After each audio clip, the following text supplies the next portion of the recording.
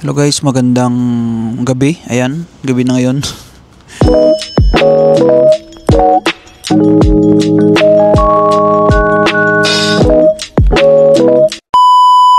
Ayan, shoutout sa lahat. Shoutout sa mga lagi nanonood sa vlog ko. Thank you so much guys sa support. And ayan, shoutout sa mga mandirigma dito sa Macau. Ayan guys, huwag kayong susuko. And kaya nyo yan. And alam ko yung feelings kasi nandyan ako dati. Pinagdaanan ko yan, yung mga nararamdaman nyo ngayon. Kailangan nyo lang guys ng sipag, tiyaga at dasal. Diba? Kasi kung wala kayo nyan is mahirapan talaga kayo dito. Mahirapan kayo makahanap at dapat din lakasan yung loob nyo and dapat kapalan din yung mukha nyo. Kasi pag dito, payaya kayo guys, walang mangyayari. Totoo yan. Hindi yan sinasabi ko na sinasabi ko to para gawin nyo, diba? Para sa inyo yan yung sinasabi ko kasi experience ko yan. Lahat ng mga sinishare ko is based sa experience ko. Hindi yan based ng nakwento lang sa akin. Based sa experience ko kasi pagdating ko dito sa Macau, hindi ako dumating dito sa Macau guys, to be honest. Hindi ako dumating dito sa Macau na may trabaho agad, diba? Nag-tour lang ako dito and then naghanap trabaho. Huwag kayo maingay sa IO ha, dyan sa Pinas. Baka, kasi sabi, pag di daw ako umuwi, ano ako nakamonitor daw ako. Monitor. Tagal ko na dito nakauwi na nga ako Hindi, ano lang nila yun, saywar lang yun para matakot ka. Diba? Tsaka guys, pag dyan kayo sa IO, dapat, huwag kayong dyan, pahina-hina. Dapat kayo dyan, kalma. Tapos sa interview, yung tanong yun lang sagot. Ganun dapat. Tsaka dapat confident kayo sa mga sagot nyo. Huwag kayong pahina-hina dyan kasi i-upload kayo nyan. Alam mo naman dyan sa kumpleto ka na sa requirements, tapos pag pahina-hina ka, naku po, upload ka nila. Ganun. Dapat guys, malakas yung loob nyo and confident kayo sa sagot nyo. Yan, kaya nyo yan. And practice lang sa bago humarap sa interview. Yan guys, dito sa Macau, pagdating nyo dito, dapat handa kayo makipagsapalaran dito. Dito guys, diskarte lang talaga. Sinasabi nila mahirap maghanap. Mahirap talaga sa taong sa taong tamad, sa taong gusto ng instant. Gusto pagdating agad dito trabaho. Hindi ganoon guys. Sasabihin ko na sa inyo totoo, hindi ganoon dito. Kailangan mo maghagilap dito ng trabaho. Parang sa Pinas lang, mag-apply ka araw-araw, ganoon, apply ka araw sa mga agency. May mga upload ako dito na agency sa YouTube. Check nyo guys yung playlist ko sa mapupunta ng Macau. Yan, andyan yung playlist ko dyan, tingnan nyo. May may tawag dun, may mga nakasiparit na ako dyan na yung mga mag-apply ng online application. Check nyo guys yung playlist ko. Yan, pag-open nyo ng ng channel, yan, may nakalagay dun na short video, may nakalagay dito sa gilid na playlist. Yan, i-click nyo yan, playlist na yan dyan, and tingnan nyo, hanapin nyo lang dyan. Sa mga nandito sa Macau, may mga agency location ako dyan. Ang dami niya, 45 na agency. Siguro mga ganun, 45. Halos mga 80% na ng agency dito sa Macau ng mga location na upload ko na.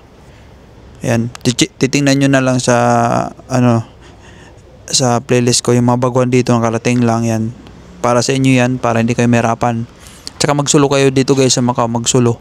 Huwag kayong makisabay sa mga marami dyan, mga 3, 4. Mas maganda nga, 2 lang kayo, ganun. Isa, mas maganda, solo ka lang, para mabilis ka makahanap. Diba? Pag isa lang yung quota sa agency, ikaw lang talaga kunin. Wala na silang pipilian, diba? Tsaka guys, damihan yung experience. Dito sa Macau, kahit damihan mo experience, walang problema. Kasi hindi naman hinahanap dito yung certificate of employment. Wala ganun dito. Yung lang dito sa Macau, pag dito ka naghanap ng trabaho is passport lang yung requirements. Tsaka sa mga naghanap, mga security yan, mga security, kung matangkad ka, 5'10", lalaki. Sa babae naman, 5'6" ata, yung sa babae security, lady guard. Ayan, kailangan nyo magdala dito sa Macau ng ng NBI, yung abroad na NBI. Yan yung requirements. Pero the rest, wala na, passport na lang. Yung ano pala, yung mga mag-apply ng therapist, yan, mga caregiver, yan, kailangan ng certificate yan, dalhin nyo guys. Gawan nyo na lang para may tago. Ayan, sa mga mag-cross country, mabilis na yan mag-cross country, papunta ng Macau. Mag-book na lang kayo, Hong Kong or saan man, kung may direct flight pa Macau is, ayan, pwede na kayo mag-direct flight dito pa Macau. Yung mahirap lang dito guys is sa Pilipinas. Ayan, this video is para sa mga nasa Pilipinas. Ayan, bibigyan ko kayo ng mga agency na legit para hindi kayo may scam. May mga naging scam na rin dyan sa Pilipinas na papuntang Macau, pero guys, huwag kayo magpapaniwala dyan. Yung mga nasa Pilipinas or saan man sa mundo, mga OFW din na gusto mag-apply dito sa Macau na nag-iipon pa, ayan, pwede kayo mag-online. Ayan, may mga upload ako na online. And guys, check nyo yung playlist ko, online application sa Macau. Ayan, tingnan yung mga 5-star hotel dyan na playlist. Dyan sa playlist ko, online application sa Macau. I-click nyo dyan yung 5-star hotel all email dito sa Macau. Ayan, lahat yan ng email ng mga 5-star hotel dito sa Macau, nandyan yan. Pwede kayo mag-apply dyan through via email. Mag-email kayo ng CV nyo, dapat PDF. Yan. Mag-email lang kayo guys, araw-araw damihan yung send para, kasi pag isa lang, marami kasi nag-PM sa akin, nagme-message, idol, nag-send ako, wala naman nag-reply. Paano? Isa lang yung sinisend mo araw-araw. Wala yan. Dapat sa isang email, dapat 10, ganun, 15. O mag-ano ko lang interval para kasi pag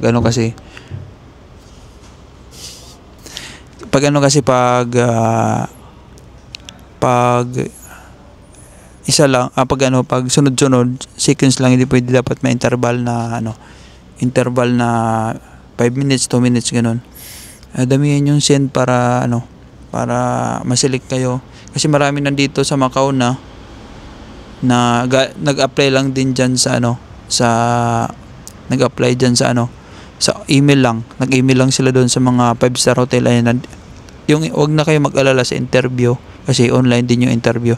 Sa age limit naman guys, 45 siguro pwede pa yan, 45. Kung galing kang ibang bansa, maganda yan kasi priority nila yung mga galing sa ibang bansa, mga ex-abroad yan. May mga skilled worker, ayan, priority nila sa mga 5-star hotel. Lalo na mga matindant yan. Ano pa ba? Yan, sa Pilipinas, pwede rin sila mag-apply. Mga nasa Pilipinas, pwede rin sila mag-apply online yan. Lahat yan pwede. Lahat yan. Sa Pilipinas naman, yung legit na agency na pwede nyo applyan guys, ito lang legit na dalawa ha. Alam ko ito lang nakaregister na agency pa Macau. Kasi meron ako mga nakilala na galing sila, mga subscriber ko, followers ko, na galing sila sa Icon and then sa Godswill International Placement. Ayan, ito yung guys yung applyan nyo na agency. Ayan, ito yung Godswill International Placement. Ayan, apply kayo dyan. And then yung Icon Solution. Yung Godswill Placement International, ayan, malapit daw yun sa US Embassy. Dito sa Malate ata yun, Malate o Manila, dyan. Basta dyan, i-search nyo guys sa Google. Ayan, dito sa screen, tingnan nyo. Yung Icon, nasa nasa Makati. I-search nyo. Pero guys, i-suggest ko, kasi marami akong followers na galing sa Godswill.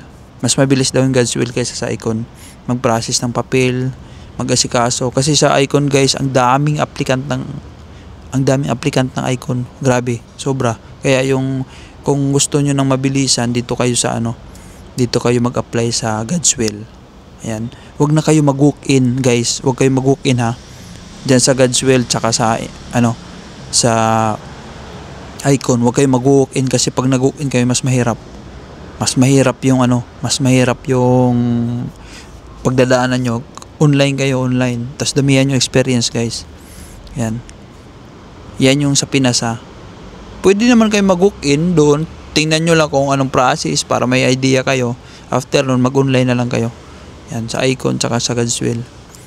Yan. Tapos prayer kayo. Pray kayo na ma-select kayo kasi pag walang prayer guys, mahirap. Pag walang guidance sa taas, kailangan nyo humingi ng guide. Di ba? Prayer. Kasi si Lord yung ano si Lord yung ano natin, lagi natin kakampi. Ayan guys, yun yung gawin nyo. Kasi marami nagtatanong paano ba mag-apply sa Macau dyan. Kung nasa Pilipinas ka, nasa God's will ka mag-apply para wag kang wag kang ma-pressure. Ayan, kalma mo lang sarili mo. Paano mag-Macau, ayan. Ayan guys, panoorin yung mga vlog ko para may idea kayo dito sa Macau. And mag-online kayo. Damihan nyo kasi send, hindi lang isang beses. Kasi hindi lang ikaw yung nagsisend dyan. Marami. 1,000 yan. Kasi kung isa-isa lang araw-araw, wala yan. Huwag ka nang mag-send dyan kung isa lang. Kasi kung wala kang tiyaga dyan, mag-send. Wala kang tiyaga. Hindi mo pag-aanuhan dyan. Pag ng oras, huwag ka na mag-apply dyan. Kung tamad ka talaga. Gusto mo kasi, pag-send mo, tatawagan ka agad. Hindi, guys. Damihan nyo experience dyan sa CV nyo. Dapat PDF file nyo. And then, damihan nyo send. Huwag kayong tamarin. Kasi, yun lang naman yung gagawin nyo. Mag-send lang naman. Hindi naman kayo mamamasahe. O, hindi naman kayo hindi naman kayo pupunta sa agency. Mag-send lang kayo dyan sa mga email na nakalagay dyan. Mga upload ko. O, pag may time ka, kahit tumatay ka o nagtatambay ka, may naantay ka, mag-send ka dyan. Di ba? Mag-send ka. Ganun lang. Data lang yung mag-load ka lang. Yun lang yung doon. Puhunan mo. Yung puhunan mo lang dyan is load. Tsaka yung tiyaga mo. Diba? Sipag. Mag-prayer ka siyempre. Oh. Yun lang yung puhunan mo. Ang liit lang ng mo Diba? Iba kasi tamad. Ayan, guys. Sorry kasi yun talaga yung totoo. Kaya tamad kayo mag-send kaya hindi ka nasisilik Damihan nyo kasi yung send para marami din yung chance. Ganon yun. Ibig ko sabihin. Yun lang guys. And yun. Pero mas maganda guys, kung ako yung tatanungin is mag-apply kayo dyan sa mga email na in-upload ko dito. Itong nasa screen na to, hanapin nyo itong video na to. Dito kayo mag-apply sa mga email na to guys. Kasi mas mabilis yung process niyan. Walang masyadong requirements yan. Diba? Hindi mahigpit. Itong mga 5-star hotel na to, pag na-select ka niyan guys, damihan yung experience. Mga room attendant yan sa mga hotel na trabaho. Public area cleaner yan. Pag na-select ka niyan dyan, tatawagan ka na interview. Duro-diretso na yun. Pag na-interview ka na niyan, pumasa ka na, i-email ka niyan, ibibigyan ka niyan ng instruction, kaya huwag ka mag-alala. Bibigyan instruction yan. Pag natanggap ka na sa interview, kasi magkano yun sila ng o dito tayo mag-i-interview sa WhatsApp, sa Viber, basta mag-ano yan ng apps, kung anong apps na gagamit sa interview. Yan, pag nakapasa ka na dyan, gagawin yan sa'yo ng agency, ng company dito sa Macau is i-repair ka nila sa God's Will or sa sa Icon. Ayan. Pagdating mo ng Icon, yung gagawin na lang ng Icon sa'yo is mag-process ka ng requirements. Pupunta ka ng OWA, wala na silang gagawin yung Icon. Pa-process na lang yung papel mo, requirements, tapos medical, yun na lang yun. Tapos antay mo na lang yung ma-release dito sa Macau yung green chop mo. Para kapag dumating yung green chop mo, saka ka na umalis. Makakalis ka na niyan. Ganun yung, kasi pag doon ka sa Icon guys nag-apply, ang daming chichiburitsi doon. Ma-interview ka pa doon. Sasalain ka talaga sa Icon. Kaya mas maganda guys, diyan ka na lang sa online mag-apply. Yan ang sinasuggest ko. Ganun. Pero mag-apply ka din sa Icon siyempre. Ganun. Yun yung the best. Para kung gusto mo talaga ng alam mo may mga problema ka sa mga experience mo, hindi yung mga experience mo is mga pinagduduktor mo lang, diyan ka sa online mag-apply. Pero pag talagang totoo, sa Icon ka mag-apply. Yun lang guys, yun lang yung may kung suggest ko. Sana may natutunan kayo. And abangan nyo guys yung mga upload ko. And follow nyo rin ako sa FB page ko. And then pwede nyo message dyan sa FB page ko. And pag di ako guys busy, magre-reply naman ako. Ayan guys, pasensya na sa mga late ng mga reply ko, is talagang marami lang akong ginagawa. Pag may free time ako is nagre-reply ako. And yun lang guys, at sana may natutunan kayo sa mga vlog ko. And I love you all guys. And always pray Pray tayo lagi. Ayan, thanks so much guys. I love you all. God bless lahat.